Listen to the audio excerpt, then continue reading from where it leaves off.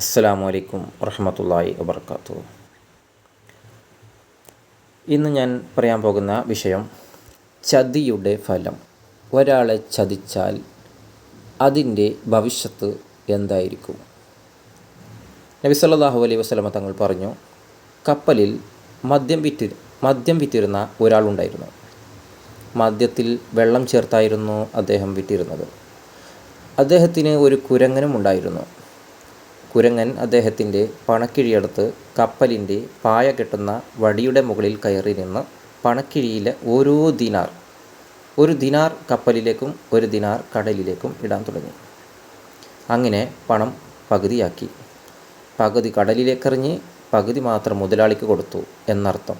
മുസ്നദ് Ahmad സിൽസിലത്ത് സ്വഹിയ Albani എന്ന ഗ്രന്ഥത്തിൽ കാണാം. ഇതെന്തുകൊണ്ട് സംഭവിച്ചു? ഈ കച്ചവടക്കാരൻ്റെ കാലത്ത് മദ്യം നിഷിദ്ധമായിരുന്നില്ല.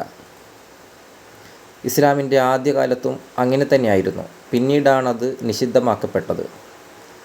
ഗുണപാഠങ്ങൾ. ജനങ്ങൾ പാഠം പഠിക്കാൻ അള്ളാഹു മറ്റു ജീവികളിൽ കൂടിയും ചിലത് നടപ്പിൽ വരുത്തും. ചതിയും വഞ്ചനയും പാടില്ല.